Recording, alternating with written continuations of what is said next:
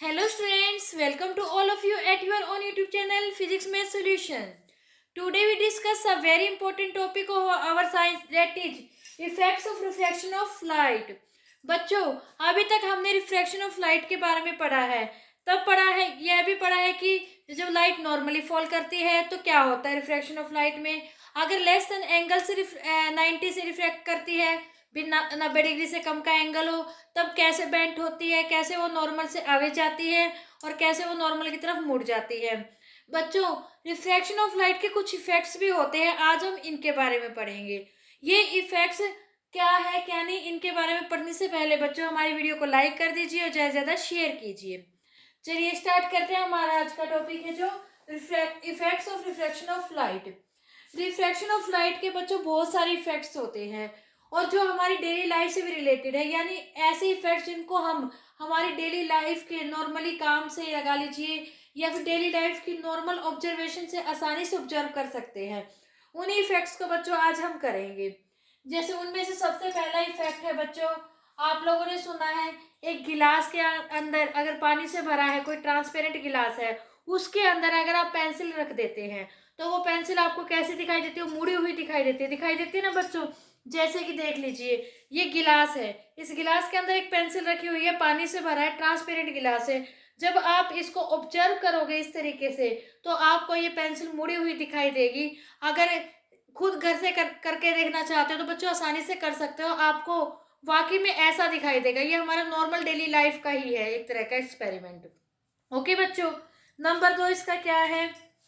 पहला ऑब्जेक्ट क्या था अभी, एक स्टिक पेंसिल या पेंसिल प्लेस्ड, कहाँ पे रखी थी बच्चों, या फिर प्लेस्ड लिख लीजिए या इम्प्रेस्ड लिख लीजिए, इन वाटर। जब कोई पेंसिल हमने क्या कर रखी है, किसी भी पानी के अंदर डुबा के रख रखी है, तो वो कैसे दिखाई देगी, अपीयर टू बी बेंट, थोड़ी सी वो मुड़ी हुई दिखाई देगी। मान लीजिए ऐसी पेंसिल रखी हुई है आपने, तो ये ऐसी रखने की बजाय या तो आपको थोड़ी सी ऐसे दिखाई देगी या फिर थोड़ी सी ऐसे दिखाई देगी। जहाँ जितनी वो डूबी हुई है वो भाग उसका थोड़ा सा अलग तरीके से दिखाई देगा आपको, यानी बेंट दिखाई देगा। ओके बच्चों, सेकंड पॉइंट क्या है। अभी हमने कहा है भी एक पेंसिल मुड़ी हुई दिखाई देगी, लेकिन अगर पानी के अंदर ऐसे ही, ये होता क्यों है बच्चों, ये सिर्फ रिफ्रैक्शन ऑफ लाइट की वजह से होता है बच्चों। हमने रिफ्रैक्शन ऑफ लाइट में यही पढ़ा है ना, बेंट हो जाती है, नॉर्मल से आगे हो जाती है, नॉर्मल की तरफ मुड़ जाती है, ऐसा पढ़ा है ना, वही सिस्टम है बच्चों इसमें। सेकंड पॉइंट क्या है, अभी हमने देखा है भी पेंसिल मुड़ी हुई दिखाई देती है, लेकिन पेंसिल के अलावा लगा लीजिए कोई और ऑब्जेक्ट है, ऐसे ही आपने किसी गिलास के अंदर रखा है, तो इन्होंने क्या कहा, वो बड़ा दिखाई देगा। आप इस पेंसिल को ही देख सकते हैं, ये भी तो एक ऑब्जेक्ट है। आप इस पेंसिल को जब थोड़ा सा ऐसे साइड से ऑब्जर्व करोगे, ऊपर की पेंसिल को, जो पानी के अंदर गिलास के अंदर जो पेंसिल है, इसे ऑब्जर्व करोगे ना बच्चों, आप लोगों को ये नीचे वाली पेंसिल कुछ मोटी दिखाई देगी एज कंपेयर टू ऊपर वाली पेंसिल। यानी कि कोई भी ऑब्जेक्ट जो पानी के अंदर ऐसे रखा है वो आपको कैसे दिखाई देगा, वो आपको रेस दिखाई देगा, यानी थोड़ा सा बड़ा दिखाई देगा। कोई भी ऑब्जेक्ट जो पानी के अंदर ऐसे रखा है, क्यों दिखाई देता है बच्चों ऐसा, रिफ्रैक्शन ऑफ लाइट की वजह से। हम इस पॉइंट को क्या लिख सकते हैं, a object placed under water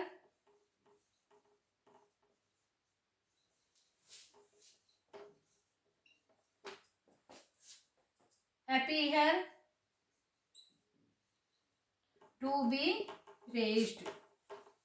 okay बच्चों, आ गया सेकंड पॉइंट समझ में। अब है थर्ड पॉइंट इन्होंने क्या कहा है, ये कहा है भी कोई भी ग्लास स्लेब जब आप किसी भी अक्षर के ऊपर लगा ली, किसी चीज के ऊपर, किसी प्रिंटेड पेपर के ऊपर रखोगे, तो आपको वो जो वर्ड होते हैं ना वो आपको कैसे दिखाई देंगे, वो बड़े दिखाई देंगे। जैसे बच्चों मोस्टली पेपर वेट हम सबके घर में होता है, पेपर वेट कुछ ऐसा हो जैसे कि ग्लास स्लेब होती है, बिल्कुल एकदम ट्रांसपेरेंट हो, आप उसे आपकी बुक के ऊपर रख के देखिए, उसके ऊपर से, बिल्कुल ऊपर से आप उसके वर्ड्स को या प्रिंट अक्षर को पढ़ने की कोशिश कीजिए, आपको वो कैसे दिखाई देंगे। अगर वो इतनी है तो उससे थोड़े से बड़े आपको वो दिखाई देंगे। यानी कि आपको वो प्रिंटेड लेटर कैसे दिखाई देंगे, बड़े दिखाई देंगे जब आप उस ग्लास स्लेब के ऊपर से देखेंगे। ओके बच्चों, थर्ड पॉइंट, अभी हमने कहा था भी कोई ऑब्जेक्ट अगर पानी के अंदर रखा है तो वो बड़ा दिखाई देगा। अब ऑब्जेक्ट में कुछ भी हो सकता है। अब लगा लीजिए कोई नींबू है, लेमन है, लेमन आपने ऐसे ही, जैसे कि मैंने इसके अंदर एक पेंसिल डाली हुई है ना, ऐसे इसके अंदर एक नींबू डाल दीजिए। नींबू जो आपको है, लेमन कैसा दिखाई देगा वो आपको कुछ ये लगा लीजिए, जो उसका एक्चुअल साइज में जहां पर वो रखा है ना, जब आप ऐसे देखोगे तो जहाँ बिल्कुल, हालांकि उसे तली में टच किया हुआ है, इसकी तह पर लगा हुआ है, बिल्कुल बॉटम में है, लेकिन वो आपको कुछ यूं लगेगा ये बिल्कुल नीचे नहीं है, वो थोड़ा सा ऊपर है। एक्चुअली में बड़ा तो लगेगा ऑब्जेक्ट, लेकिन साथ में वो यूं लगेगा बिल्कुल नीचे बॉटम पे नहीं लगा हुआ, थोड़ा सा ऊपर की साइड उठा हुआ है। तो ये क्यों होता है बच्चों? ये भी आपका रिफ्रैक्शन ऑफ लाइट की वजह से होता है। क्या होता है भी, वो एक्चुअल साइज से तो आपको क्या लगे, जब आप उसे देखोगे एक तो थोड़ा सा बड़ा दिखाई देगा, थोड़ा सा वो ऊपर भी दिखाई देगा। ओके बच्चों, समझ में आ गया ना ये? नंबर 5 पॉइंट हम क्या ले सकते हैं? कोई भी पूल है, यानी कि आप स्विमिंग पूल होता है, जैसे कि आप ऊपर से जब उस पूल को देखते हैं, आपको देखने में ऐसे नहीं लगता भी ये बहुत ज्यादा गहरा होगा, यूं लगता है भी ये दिखाई दे रहा है इसका बॉटम, ऐसे लगता है ना। वो क्यों लगता है बच्चों? वो रिफ्रैक्शन ऑफ लाइट की वजह से लगता है भी ये ज्यादा गहरा गहरा नहीं है। एक्चुअली में जो उसकी डेप्थ होती है ना, वो उससे थोड़ी सी ज्यादा होती है। ओके बच्चों, एंड 6 पॉइंट में आप कह सकते हैं, आप लोग कहते हैं ना रात में जब स्टार्स निकलते हैं तो वो ट्विंकल करते हैं, टिमटिमाते हैं। वो एक्चुअली में यूं टिमटिमाते नहीं है, वो हमें सिर्फ फील होते हैं। किस वजह से? रिफ्रैक्शन ऑफ लाइट की वजह से। क्या पॉइंट हो गया हमारा लास्ट? Twinkle of stars. किस वजह से होता है बच्चों? वो रिफ्रैक्शन ऑफ लाइट से। और इससे पहले वाला पॉइंट कौन सा किया था हमने? वो पूल वाला क्या था भी, उसकी डेप्थ जो होती है वो एक्चुअली में जितनी होती है उससे आपको कम दिखाई देती है। और इससे पहले हमने किया था लेमन वाला पॉइंट, वो क्या है? एक तो हमें साइज में बड़ा तो दिखाई देगा जब आप साइड में से ऑब्जर्व करोगे, साथ में आपको यूं दिखाई देगा वो कुछ थोड़ा सा ऊपर की साइड है। क्या है? थोड़ा सा ऊपर की साइड, हल्का सा, जैसे कि मान लीजिए बिल्कुल हमने रखा तो यहाँ पर है, लेकिन वो आप यहाँ पर रखा हुआ नहीं है, आपको थोड़ा सा यहाँ दिखाई देगा वो एक्चुअली में। आई होप बच्चों आप लोगों को आज के ये हमारे effects of reflection of light बहुत अच्छे से समझ में आ गए हैं। हम जो हमारी नेक्स्ट वीडियो करेंगे उसमें हम इन इफेक्ट्स को 1 बाय 1 डिटेल में स्टडी करेंगे। तो बच्चों, अगर आज के इस टॉपिक में आपको कोई डाउट है तो आप कमेंट सेक्शन में कमेंट करके पूछ सकते हैं।